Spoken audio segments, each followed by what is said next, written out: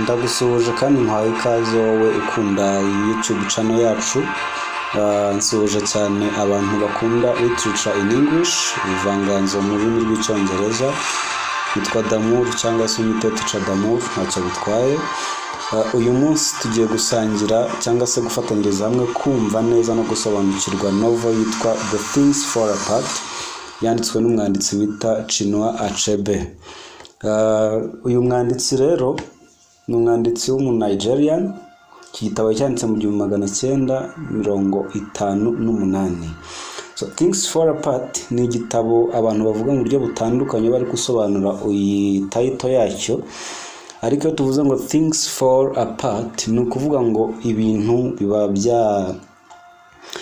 byatandukanye cyangwa se byacikaguritsemo ibice. Iyo nicyo nk'iyi title ishatse kuvuga. Mbese ibintu byacikaguritsemo ibice. The Things Fall Apart niyo title ya novel tugiye kuganiraho. Ese ni ukubera iki uyu mwanditsi, uyu author Chinua Achebe yakoresheje iyi title kuri iki gitabo cye yandikaga? Ubundi mbere yo kumva novel ni byiza kubanza ukamenya utuntu tumwe tw'ingenzi kuri iyo novel. Ese iyi novel ni bande bari kuvugwamo, the characters? Ese iyi novel setting yayo ni iyihe? Ibyo ni ibintu by'ingenzi ukwiye kumenya. Setting rero twayivuze, novel yandikiwe mu 1958, yandikwa niyo mwanditsi twita Chinua Achebe. Yandikwa mu gihe cya colonial era cyangwa se mu gihe cy'ubukoloni. Niyo mu-Nigerian twita Chinua Achebe. Yandikirwa it takes a place in different areas of eastern Nigeria such as Igbo, Mbaino and Umuofia. Bifashishije amagambo cyangwa se uduce tumwe two muri Nigeria, kuko n'ubundi iyi novel ivuga ku bintu byajyaga mbere cyangwa se situation yari hari muri Nigeria muri iyo myaka ya za 50 cyangwa se mu 1958 nkuko twabivuze tugitangira. Muri iyi novel hari amagambo turaza kubonamo dukwiye kumenya icyo asobanura. Hari aho tuzasanga uyu mwanditsi yifashishije ijambo ryanditse rivuga ngo Agbala. Agbala ni umuntu muri Nigeria rikoreshwa rivuga umuntu uri weak, umuntu w'umunyantege nke. Hanyuma tukaza kubonamo irindi jambo ryitwa Egugu, ni ijambo risobanura ni nka council, yari council cyangwa se akanama nkemurampaka kabaga kuri uwo musozi turaza kubona muri iyi novel yacu witwa Umuofia. Ako kanama nkemurampaka kabaga kagizwe n'abantu 9 bakuze kurusha abandi, ubwo n'abasaza bakuru nyine muri ako gace. Ako kanama nkemurampaka rero kitwaga Egugu nkuko mivuze gutyo. Hanyuma turaza kubonamo irindi jambo hano rivuga leprosy. Byo no muri Bible abantu basoma Bibiliya mujya mubyumva, ni umuntu w'umubembe cyangwa se urwaye ibibembe. Ayo ni amagambo amwe namwe araza kugaruka mu gihe turi gusobanura neza iyi novel tuyumva mu Kinyarwanda. Nyemerero ntiza amatwi yawe rero dufatanye kumva iyi novel tumenye ngo ese uyu mwanditsi wacu Chinua Achebe yandika iki gitabo mu gihe cy'ubukoloni niki yashakaga kugaragaza. Kuko iyo turi gusoma novel tuba dushaka kubona the things cyangwa se ibintu by'ingenzi umwanditsi yashakaga kuvugaho, ndetse na moral lesson yashakaga kutwigisha. So turaje turebe rero uko bihagaze, tuyinyuremo tuyive muzi n'umuzingo.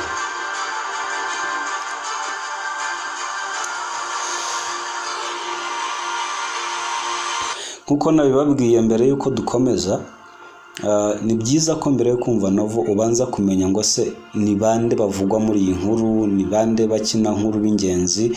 So as someone who did literature, ugomba kumenya ko muri novel tugiramo abo twita main characters, nabo bari classified mo ibice bibiri, ho tugiramo protagonist tukagira na antagonist, hanyuma tukagira n'aba minor character badufasha gutuma novel iprogressinga cyangwa se ikomeza.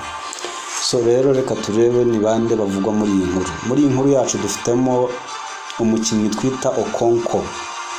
Okonkwo niwe protagonist w'iyi novel yacu, niwe mukinnyi inkuru yubakiyeho kandi ukina ibintu biri positive, uharanira ukuri nkuko turaza kubibona mu nkuru. Uyu Okonkwo he is the protagonist of the novel. He is influential man. He is respected and famous in Igbo community.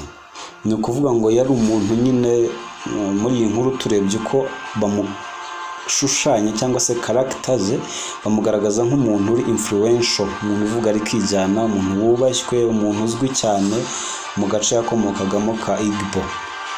Ako gace turaza kukabona dutangiye kwinjira mu nkuru. Okonkwo turaza no kubona ko ibyo bitarangiye neza kubera ko byaje kurangira yiyahuye kubera ubwoba. Ese turaza kureba ngo ubwo bwoba bwatewe n'iki? Gusa he was considered as a man of action and a strong man who is very brave. Yafatwaga nk'umugabo nyine w'ibikorwa, uhagarara ku ijambo rye kandi uri strong, utanyeganyezwa. Uwo ni Okonkwo twavugaga, akaba ari nawe protagonist muri iyi nkuru. Hanyuma mu nkuru yacu dufitemo undi mukinnyi witwa Unoka. Unoka ni umusaza uvugwa muri iyi nkuru w'umunebwe cyane, wari umunyamadeni, arya imyenda myinshi, utari afite icyo amariye umuryango we na gito. Icyamurebaga byari icupa gusa no kwinezeza. Uyu mugabo ni nawe ubyara Okonkwo tumaze kuvuga hejuru, bivuze ngo niwe papa wa Okonkwo. Hanyuma dufitemo undi mugabo twita Amarinzi Descartes. Uyu yari umugabo w'igihangange wakomaga ku musozi witwa Mbayino. Akaba yari indwanyi cyane, bajyaga bagira imikino yo gukirana, niwe wari indwanyi iyo ku musozi wabo, niwe wabaserukiraga muri iyo mikino kandi agatsinda rwose. Ntabwo yari yarigeze akubitwa na gato, usibye ko ku nshuro ya nyuma yahanguwe n'uwitwa Okonkwo muri wrestling match cyangwa se muri iyo mikino yabo yo gukirana bajyaga bakina. Turaza kubonamo undi mukinnyi twita Ikemefuna watanzwe nk'igitambo ubwo Okonkwo yari amaze gutsinda Amarinzi Descartes. Hanyuma turaza kubonamo undi mukarakita witwa Nwoye. Nwoye wabyumvise neza mu Kinyarwanda gutya byanditse, yari umuhungu wa Okonkwo. Okonkwo yaje kubyara, ubwo birumvikana ko Nwoye ni umwuzukuru wa Unoka. Hanyuma akaba ari nawe muntu wabatijwe bwa mbere mu muryango wa Okonkwo, ariko nawe yari umunebwe nka sekuru Unoka. Yari umwana w'umunebwe cyane, ariko akaba inshuti ya wa mwana watanzwe avuye muri Mbayino witwa Ikemefuna. Undi mukarakita dufitemo muri iyi nkuru yacu ni uwitwa Ojiugo, akaba umugore mutoya wa Okonkwo. Dufite uwitwa Ekwefi, akaba undi mugore wa kabiri wa Okonkwo. Tukagira inshuti ya Okonkwo, yari inshuti ye cyane yitwa Obeirika. Tukagiramo undi twita Ezinma, yari umukobwa wa Okonkwo na Ekwefi. Umukobwa wa Okonkwo yabyaye kuri wa mugore we wa kabiri witwa Ekwefi. Hanyuma tukagiramo Orako ni umuntu wafatwaga wasaga n'uhagaze mu mwanya w'Imana muri iyo village cyangwa se muri iyo community, bivuze ngo yari nk'intumwa y'Imana muri ako gace, Orako. Hanyuma tukagira Achiero, wari umunyamasengesho. Hanyuma undi mukarakita dufitemo hano ni uwo twita Mr. Brown. Yari umumisiyoneri w'umuzungu wari waraje muri ako gace, akaba yari n'umushefu cyangwa se umuyobozi w'urusengero muri iyo community. Tukagira Reverend cyangwa se Revera James Smith, akaba yarayoboye amadini n'amatorero yose yakoreraga muri ako gace. Abo nibo ba characters b'ingenzi bakina muri iyi nkuru yitwa yitwa The Things Fall Apart, yanditswe na Chinua Achebe nk'uko twabivuze mu 1950. Yes, iyi nkuru nyine twabisobanuye neza ko yanditswe mu 1958. Mwanyemerera rero tukinjira neza noneho muri plot summary cyangwa se mu nshamake ariko ifite detail ishoboka kuri iyi novel yacu yitwa Things Fall Apart. Nkuko twabivuze, the title of the novel ni Things Fall Apart, bisobanuye ngo ibintu byazambaguritse cyangwa se ibintu nta kintu kikiri mu mwanya wacyo, ibintu byabaye broken, so the things has fallen apart. So novel itangira itwereka the protagonist wacu twabonyemo Okonkwo wari presentingaga Igbo culture. Ubundi muri iyi novel turaza kubonamo uduce tubiri, dufitemo agace kitwa Igbo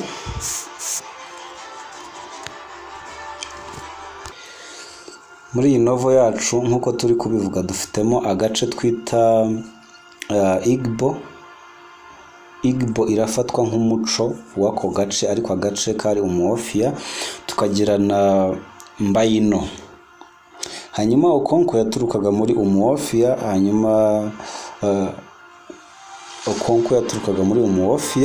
hanyuma umugabo twabonye twita Amarinzi Descartes agaturuka muri Mbayino. Urumva ni turabifata nka hari imisozi ibiri baturukagamo itandukanye. Iyo misozi rero bajyaga bahura bagakirana, bagakora iyo mikino yabo yo gukirana ariyo twise wrestling match. Hanyuma abatsinze abandi bakabaha nk'ikiguzi, bakabaha umuntu nk'ikiguzi kugira ngo mbese agende aharanira amahoro, icyo twita peace offering. Ajeyo nk'umuntu ujyanwe kugira ngo amahoro agaruke, hatazagira umuntu uva ku musozi watsinze akaza gutera abatsinzwe, babahaga umuntu. Ariho twabonye ko batanze witwa Ikemefuna. Twinjira muri novel yacu rero neza, Okonkwo is a respected and influential leader within the Igbo community Umuofia in Eastern Nigeria. Okonkwo yari yubashywe cyane, azwi ari umuntu uvuga ari kijyana muri ako gace yavukagamo. Ariko ibi ntabwo byapfuye kubaho gusa. Uku kubikirangirire kwiwe hari aho byaturutse no kumenyekana. Ese byaturutse hehe? He first earned the personal fame and distinctions and bring honor to the village when he defeats the great wrestler from Mbayino. Ni ukuvuga ngo iki cyubahiro no kuba ikidahangarwa cyangwa se no kumenyekana kose yabihawe ubwo yatsindaga cyangwa se ku nshuro ya mbere ubwo yabashije kunesha wa mugabo twita Amarinzi Descartes waturukaga muri Mbayino mu gihe bari mu mikino yabo yo gukirana.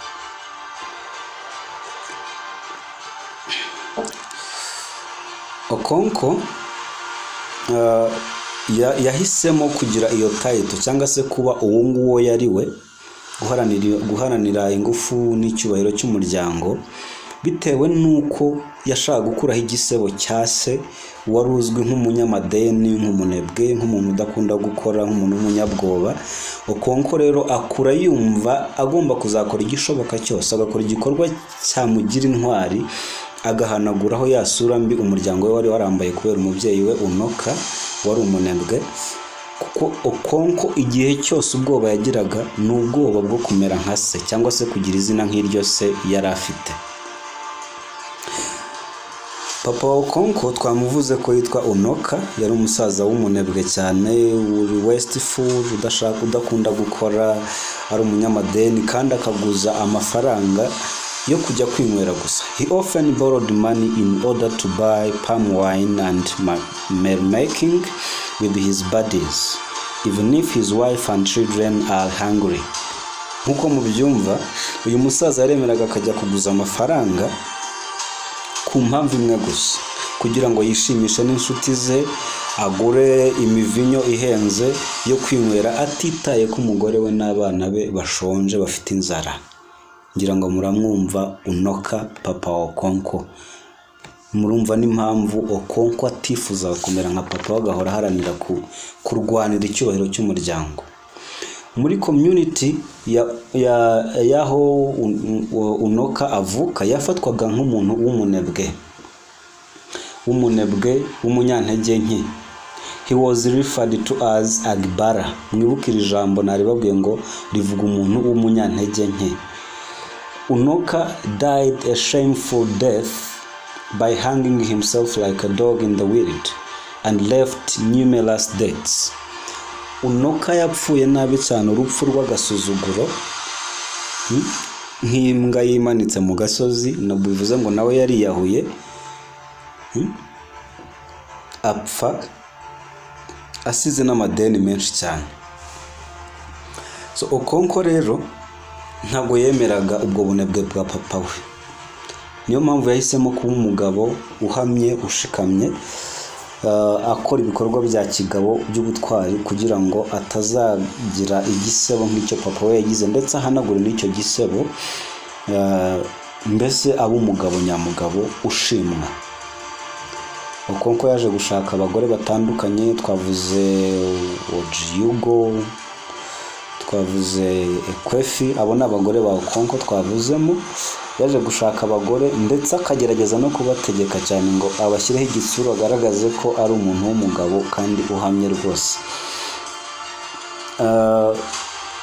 Maze gushaka abo bagore yari yarahawe na wa mwana, yaraje muri wa mudugudu wabo Umuofia nk'igitambo cyari giturutse muri Mbayino igihe yari amaze kubatsinda, ategeka abagore be nk'umugabo nyine wabadominatingaga ufite igitsure cya kigabo, abategeka ko bagomba kwita kuri uwo mwana nta kintu na kimwe agomba kubura, akitabwaho ku buryo bwose bushoboka, kuko yari yaratanzwe as a peace offering by neighboring village Mbayino to avoid the war between the two villages. Nuvuga ngo yari yaratanzwe nka peace offering cyangwa se nk'umuntu utanzwe kugira ngo amahoro agaruke hagati y'iyo midugudu cyangwa se iyo misozi uko yari ibiri. Uwo ni Ikemefuna twavugaga. Hanyuma rero Okonkwo ategeka abagore be bombi kwita kuri uwo mwana hasi no hejuru ku buryo nta kintu agomba gukena. Dukomeje na novo yacu, Okonkwo yari yaramaze kubyara umuhungu we wa mbere witwa Nwoye, yakundaga cyane, twamuvuze muri tugitangira muri characterization. Hanyuma Nwoye rero aza kuba inshuti cyane n'uyu muhungu twita Ikemefuna. Ku igitabo cyacu kibivuga kiravuga ngo Ikemefuna befriends Okonkwo's son Nwoye and Okonkwo becomes inwardly fond of the boy. Ni ukuvuga ngo iyo tuvuze befriend ni ukuba inshuti, to become friends. Nwoye yabaye inshuti cyane na wa muhungu bari bazanye nk'igitambo cyangwa se nk'ikiguzi cy'amahoro witwa Ikemefuna. None kuko Okonkwo yakundaga umuhungu we cyane, birangira nawe agendeye ku rukundo rw'umwana we akundana na Ikemefuna, nawe atangira kuba inshuti cyane ya Ikemefuna. Over the years, Okonkwo becomes an extremely volatile man. He opts to explore at the slightest provocation. He violates the week of the peace when he beats his youngest wife Ojiugo because she went to braid her hair at the friend's house and forgot to prepare lunch for feeding her children later. Okonkwo rero uko yakomeje gukura bikirangirira aba umuntu utinyitse cyane, byaje kugera naho bimwemerera gukora ikosa. Aza gukora ikosa, yica cyangwa se yangiza umunsi utarajyaga wangizwa cyangwa se umunsi wubahwaga cyane muri community yabo. Umunsi bitaga, uwo munsi bawitaga icyumweru cy'amahoro. Bagiraga icyumweru cy'amahoro ku buryo nta wemerewe kubangamira mugenzi we. Hanyuma Okonkwo aza gukora ikosa akubita umugore we wa mbere ari we twise ngo youngest wife Ojiugo. Bakoresheje ijambo youngest ariko bishatse kumvikanisha ko ari we wa mbere, kuko twabonye ko Ekwefi is a second wife, so Ojiugo niwe mugore wa mbere wa Okonkwo. Rero uwo munsi muri icyo cyumweru cy'amahoro Okonkwo bitewe no kumva kwa guhora yumva ashaka icyubahiro no guhora yumva ari strong nta wamukoraho, yaje gukora ikosa akubita umugore we muri icyo cyumweru amuhoye ko umugore yataye abana mu rugo.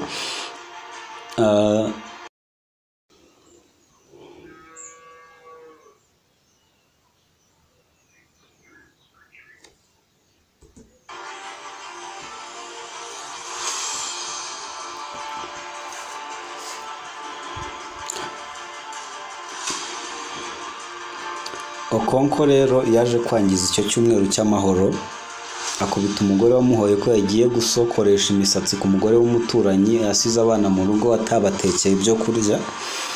Okonkwo ararakara cyane aramukubita, ndetse kuri uwo munsi aza gukubita n'undi mugore wa kabiri twise Ekwefi, kuko ngo yari yaciye urukoma ku nsina yari yarateye cyangwa ku mubyare bitewe n'uko mubyita. Ajya gucaho urukoma rwo gupfundikiza ibikoro yari agiye guteka byo kurya mu munsi mukuru. Murabyuka ko bari mu cyumweru cy'amahoro bagomba kugira n'igihe cyo gusangira.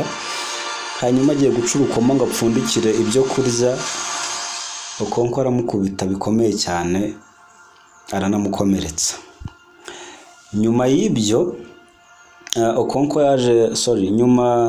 after the coming of the locust, Ogbuefi Ezeudu, the oldest man in the village, hari umusaza ukuze muri community yabo witwaga Ogbuefi Ezeudu, aza kuzanira ubutumwa Okonkwo yarakuye kuri Oracle mu mwibuke neza twigeze kumuvuga. Ni umuntu wafatwaga nk'umuhanuzi cyangwa se wabaga ahagarariye mu mwanya w'Imana avugana nayo ikamutuma.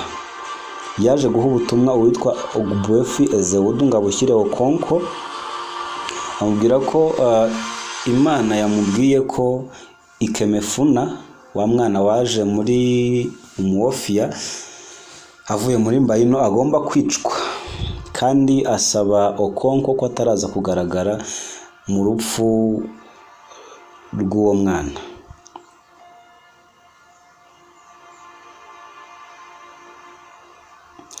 The oracle said that Ikemefuna must be killed as a part of retribution. Mbese nyine Imana yarambwiye ko Ikemefuna agomba kwicwa as a part of retribution. Retribution ni nka revenge, it is like revenge, nko mu buryo bwo kwihorera, kubera ko hari umugore wo muri Umuofia wari warishwe yiciwe muri Mbayino mu myaka 3 ishize. Hanyuma rero Ikemefuna yagomba kwicwa nawe nko mu buryo bwo kwihorera, ariko Imana itumaho Okonkwo ko atagomba kugira uruhare mu rupfu rw'uwo mwana. Okonkwo rero nk'umuntu wari intwari cyane w'indwanyi, yaje kumva ko ibyo bintu kutabigaragaramo, kutica uwo mwana amwiyiciye ubwe, byaba ari nk'ikintu cy'ubugwari cyangwa se kigaragaza kuba umunyantege nke. Okonkwo n'uburakari bwinshi ako kanya yahise yicira Ikemefuna aramutema. Mwoye wa muhungu wa Okonkwo aza kubona ko papa wari umugome. Abonye ko ari umugome atangira kwihunza umuryango wajya kure. He started to distance himself from his father and clansmen. Atangira kujya kure y'umuryango we ndetse n'ubwoko bwe cyangwa se abo bavukana abavandimwe be, kuko yabonaga ko ari abagome. Okonkwo becomes depressed and unstable and fearful after killing Ikemefuna. So Okonkwo yagize depression cyangwa se yagize akababaro ko twavuze ko yakundaga Ikemefuna. Nyuma yo kumwica nawe yagize ikibazo, arababara, unstable, ntiyatuza, agira n'ubwoba kubwo kwica uwo mwana. Hanyuma ajya gusura inshuti ye yitwa Obeirika, twari twayivuze. Obeirika amubwira ko ibintu yakoze ari amahano, ndetse biraza kurakaza Imana zikamuhana zihanukiriye, zikaza gushaka uburyo zihorera.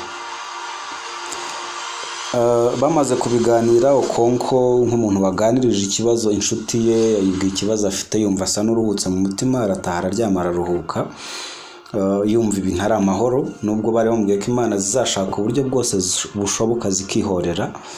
Hanyuma mu gihe yari aryamye aza gutungurwa no kumva umugore we ari kumukangura, umugore we wa kabiri witwa Ekwefi, ari kumubwira ko umukobwa wabo Okonkwo yakundaga cyane witwa Ezinima twamuvuze arimo gusamba, ari hafi gupfa.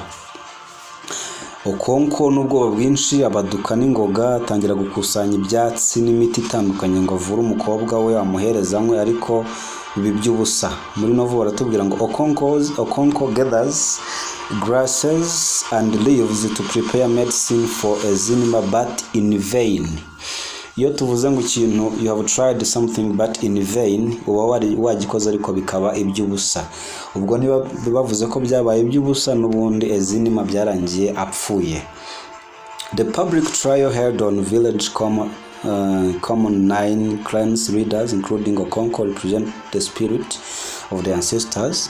The 9 villages of Umuofia also represent the 9 clans leaders union Egugu. Okonkwo doesn't sit among the others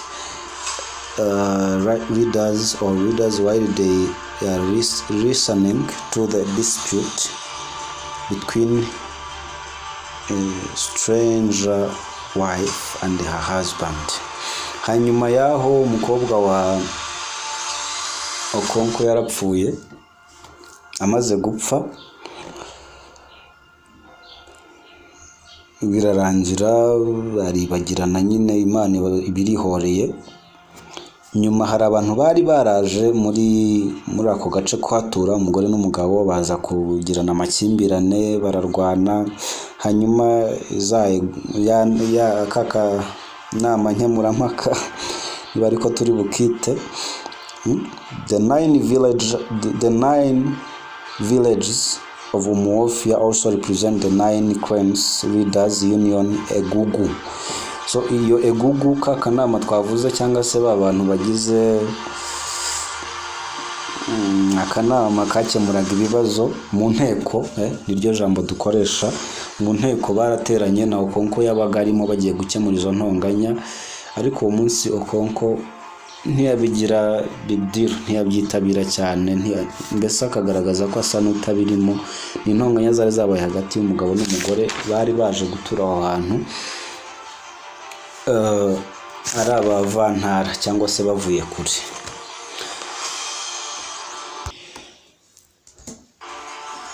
Niko twabivugaga, habayeho imirwano hagati y'umugore n'umugabo bari baraje ari bashyashya muri ako gace, bararwana. Umugore arakubitwa bihambaye witwaga Magbafo, aza gukubitwa n'umugabo we, basaza be baraza aramutwara bamusubiza iwabo mu muryango, ariko umugabo gashaka umugore agaruka. Niyo mpamvu bagiye kuregera abo basaza cyangwa bakuru ngo babakemure icyo kibazo agaruke.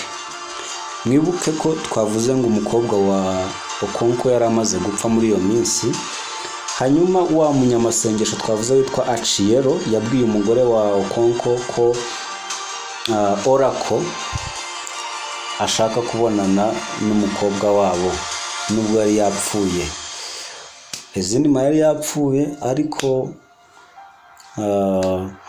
wa muntu wari uhagaze mu mwanya w'Imana twitaga Oracle aza gutumaho ko ashaka kwihonera amaso ku maso uwo mukobwa.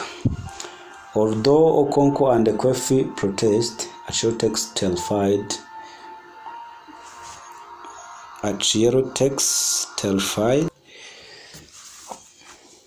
Ezinima on her back and forbade anyone to follow her. Barakomeje kwanga kutabyumva gufata uwo mwana ngo bamujyane bamushyire Oracle.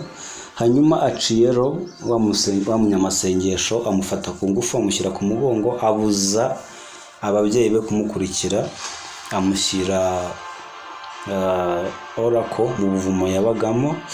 hanyuma asanga Oracle nawe ategerereje ku muryango w'ubuvumo.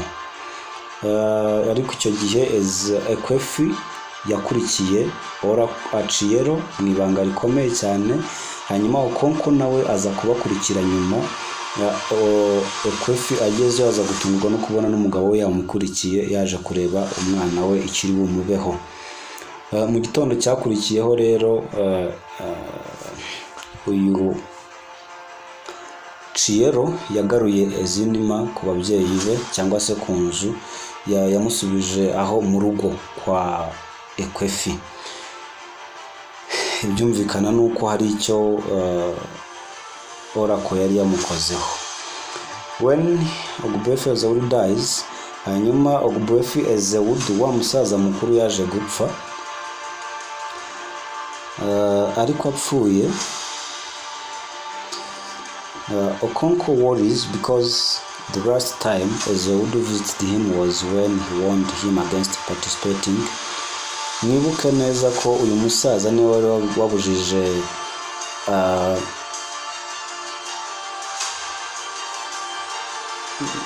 yari yarigeze gusura Okonkwo amubwira ko atakwiye kuzagira uruhare na ruto mu ipfa rya Ekemefuna.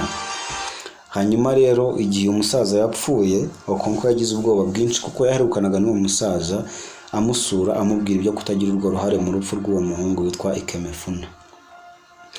Ezeudu was an important leader in the village and achieved 3 titles including also of the Crimes 4. So yari umusaza nyine ukuze kandi ufite agaciro, yari umuyobozi wubahwa muri ako gace, yari muri ya Egugu twahoze turi kuvuga. Hanyuma kwishyingurwa rya Ekemefuna, umuhoro wa Okonkwo bakoresheje gana, ariko ni umuhoro yakoreshaga icyo gihe waratakaye. The Okonkwo's machete goes off accidentally, kills Ezeudu's 16-year-old boy. Mwumva ibyago bya Okonkwo rero. Uyu musaza yari yaramubujije kuzagira uruhare mu kwica Ekemefuna. Ahubwo kubw'ibyago byinshi no mu gushyingura Ekemefuna, Okonkwo yishe undi mwana w'uyu musaza. Uyu mwana yari afite imyaka 16.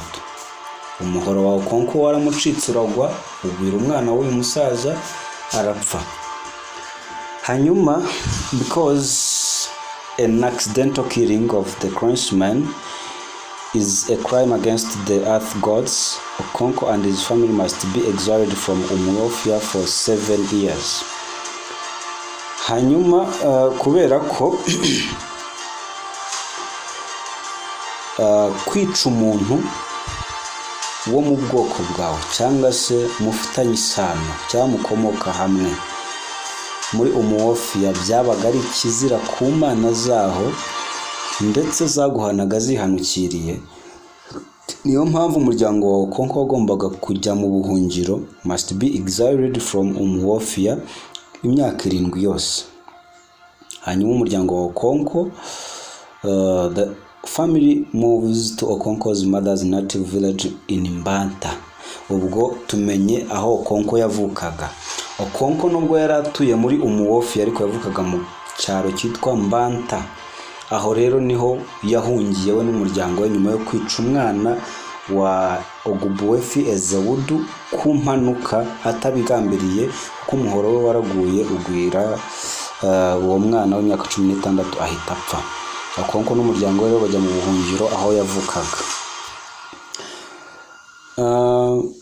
Dukomeje, nyuma yo kuva muri Umuofia, a group of village men destroy Okonkwo's compound. Abagabo tutazi ngo baturutse he, the gangs tabaraje basenya imbuga cyangwa se urugo, ibyari mu rugo rwa Okonkwo byose barahasenya, baraharangiza, bamwicira amatungo,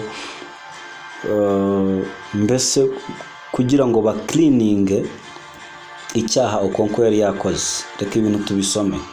After they depart Umuofia, nyuma yo kuva muri Umuofia, a group of village men destroy Okonkwo's compound and kill his animals to clean the village of Okonko's sin.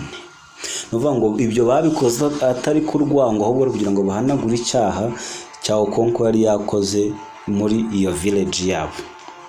Hanyuma Obeilika nk'inshuti ya Okonko nk'uko twabivuze akajya ajya mu murima wa Okonko akamusarurira, akamuhunikira, mbese akamubikira imyaka ye. Yagiye mu murima we arasarura, arahunika kuko yari inshuti ye. Bari kuvuga ngo Obeilika stores Okonko's yams in his barn. Barn ni ikigega kina abantu bahunikamo niba mubizi, and wonders about the old traditions of Igbo culture, nk'umuco bagiraga nyine muri ako gace kabo, mbese ku buryo mugenzi wawe yagiraga ikibazo ukahamubera kuko ari inshuti ye, rero nawe yaramusaruriye aramubikira. Okonko arrived in Mbanta. He was welcomed by his maternal uncle. Yakiriwe na nyirarume witwaga Uchendu, yari mukuru cyane nawe muri ako gace kabo kitwa Mbanta. Hanyuma amuha ubutaka. He gave him a plot of his family, but Okonko is depressed and blames his chi for his failure to achieve lasting greatness.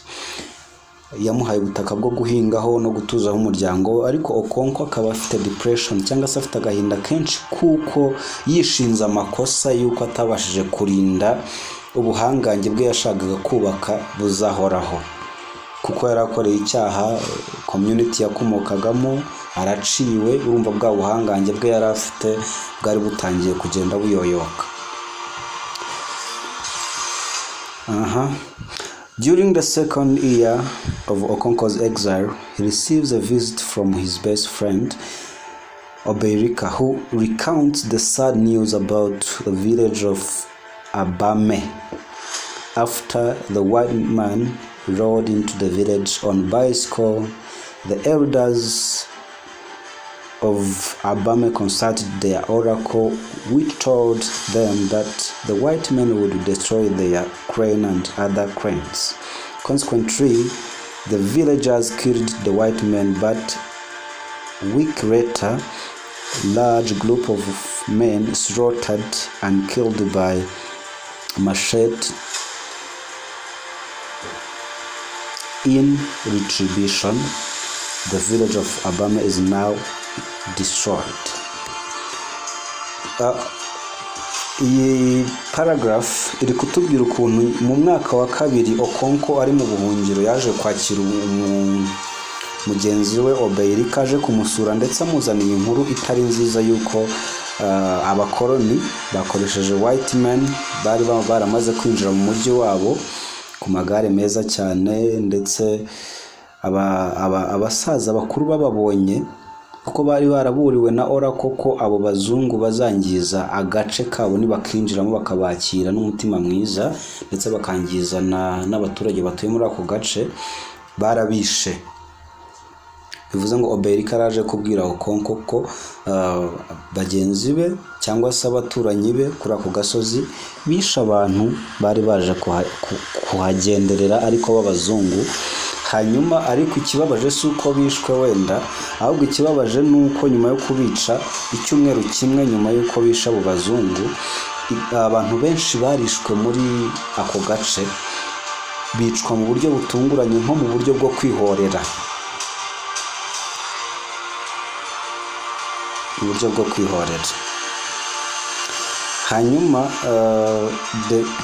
the village of Abame, bona kandi gace nyine kari kajwemo n'abo bazungu ndetse kaberamo n'ubwo bwicanyi butandukanye, kabaye destroyed.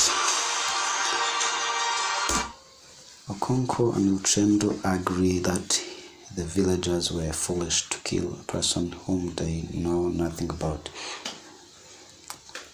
Ni ukuvuga ngo Okonko na nyirarume Uchendu bahise babyumva ko bagenzi babo bakoze ikosa ryo kwica abantu batari bazi ngo baturutseho, abantu batazi ikintu na kimwe. Okonko and Uchendu agree that the villagers were foolish to kill a person whom they know nothing about. Later, Obeirika gave him money that he received from selling his yams and other seeds yams, and promises to do so until Okonko returns to Umuofia. Obeirika yakundaga Okonko cyane kuko nkuko twavuze ngo yaramusaruriraga gahunika. Uwo munsi amusura nubwo yarazanye inkuru mbi, ariko yaramuzaniye n'amafaranga yagurishije ya myaka yasaruriye, ndetse mbese yari yarabigurishije akuramo amafaranga yaramuzaniye, anamusezeranya kuzakomeza kubikora gutyo kugeza ubwo Okonko azagaruka muri Umuofia. Nyuma the 6 missionaries included white men arrived in Mbanta. The white man speaks to the people about Christianity, but Okonko believes that the man speaks nonsense, but his son Ngoye is captivated and becomes a full converted Christianity. Hashize imyaka 6 bakiri muri Mbanta hamwe bavukira, abandi bazungu baraje ba missionnaire ndetse baza bafite ubutumwa bwiza, bari kubwiriza iby'ivanjiri bababwira gukizwa, ariko Okonko kumva bari kuvuga ibintu by'ubugoryi ntiyabaha umwanya habe na gato. Mu kutabiha umwanya ariko umuhungu we wabyumva vuba, umwe twitaga Ngoye, ndetse aranabatizwa ahinduka umukristo.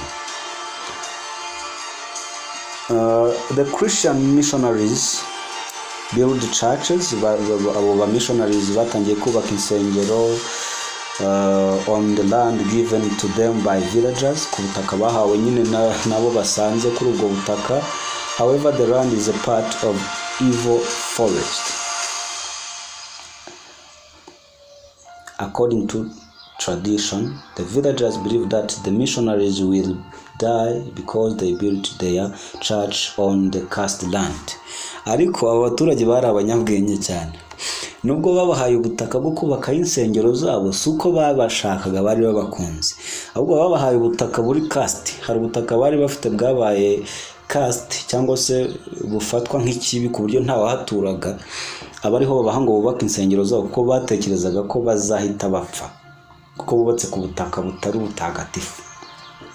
But when nothing happened, babonye ko nta kintu kibaye kuri ba missionnaire cyangwa se baba zungu bari baje kubwiriza iby'ubutumwa bwiza, the people of Mbanta concluded that the missionaries possess extraordinary power and magic power. Bahita bafata nk'abantu b'abarozi badanje bahambaye, noneho bafite imbaraga ziruta izo kuri bwa butaka bwavumwe. Mbese bafata nk'abantu bavumye kurusha abandi, ubwo bafite izindi imbaraga zifata ya myuka mibi yari kuri ubwo butaka. The first recruit of missionaries are seen as Efurefu. Abantu ba mbere bafashwe cyangwa batoranijwe n'abamissionnaire ngo batangire kugendana nabo bitwaga ba Efurefu. The weak, the worthless men of the village and other villages, including women, soon convert to Christianity. The missionaries then go to Umuofia. Baje muri Mbata bafata abantu bahera ku bantu b'abanyantege nke ko ari bo bumvaga vuba, batangira kubabwiriza, baremera, baba converted, barahinduka abakristo, bakomereza muri Umuofia bavuye muri Mbata. Hanyuma Ngoye wa muhungu wa Okonko aza gusiga ababyeyi be,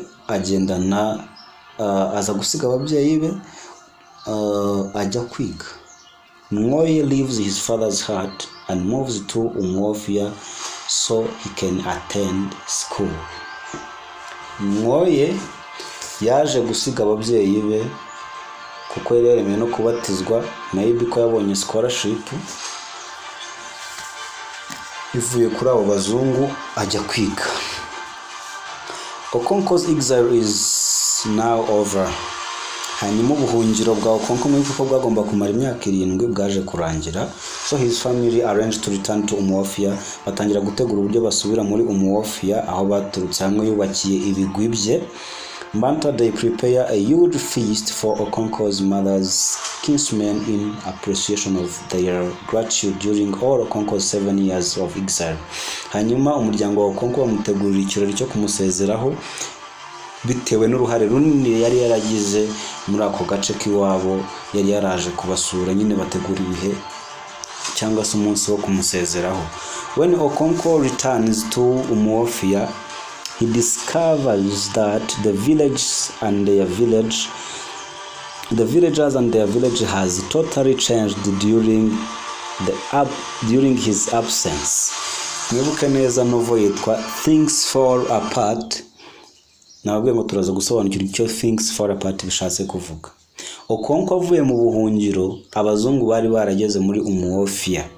Hanyuma akigera muri Umuofia yasanze yaba ari abaturage yahasize n'agace yahasize byose byarabaye totally changed.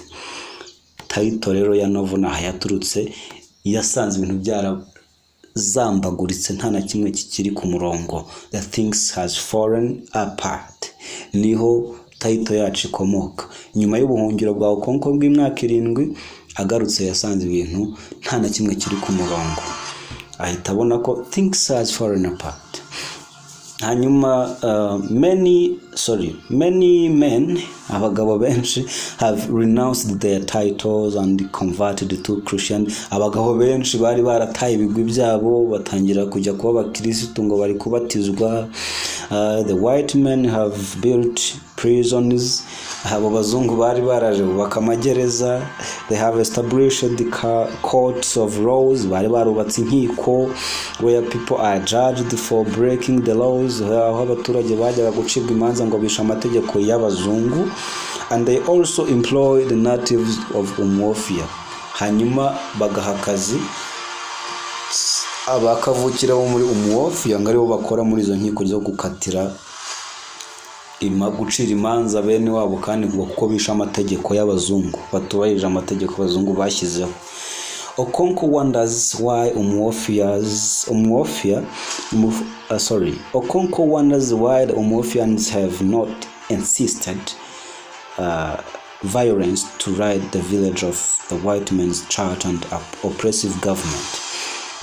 Okonkwo atangira kwibaza impamvu bene wabo cyangwa se abo yasize batabyanze ngo bange icyo kuyobozwa n'icyo gitugu cy'abazungu n'izo government z'abazungu. Some members of Igbo Crane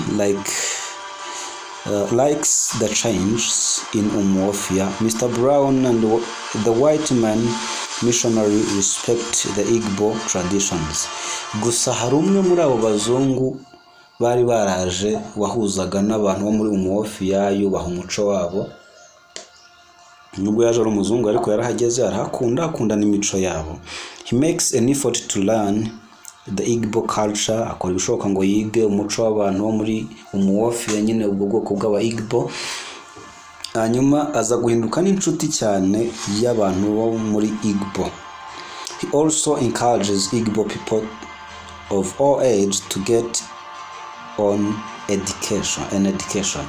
Anashishikariza abo bantu bose bo muri Igbo kwiga. Urumva yarabakundaga ko yashaka ko bagira knowledge. We ntago yari afite ikibi abagambiriyeho. Uwo turi kuvuga yitwa Mr. Brown. So Mr. Brown tells Okonkwo that Ngoye, who has recently taken the name of Christianity, Isaac. Hanyuma Ngoye wacu rero nyuma yo kubatizwa yaje kubatizwa Isaac. Hanyuma Okonkwo akigera muri Umuofia, uyu Mr. Brown amubwira ko umuhungu we yaje guhindurwa Isaac, abatijwe cyangwa se Isaka, hanyuma yoherezwa no kwiga muri teaching college. Nevertheless, Okonkwo is unhappy about the change in Umuofia. Gusa Okonkwo nta na gato yigeze yishimira izo mpinduka zabaye muri Umuofia.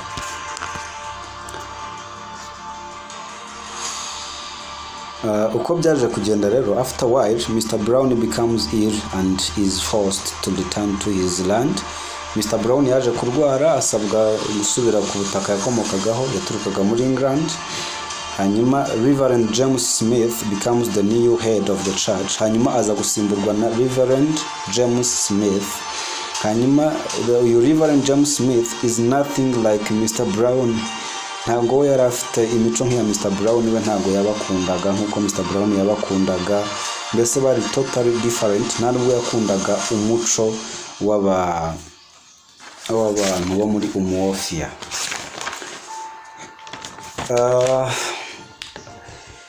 So the violence arises after Enoch and Osiris convert to Christianity, unmask Enegugu in retaliation or revenge. Enegugu banned Enoch's compound and then destroy the Christian church because the missionaries have caused Igbo people many problems.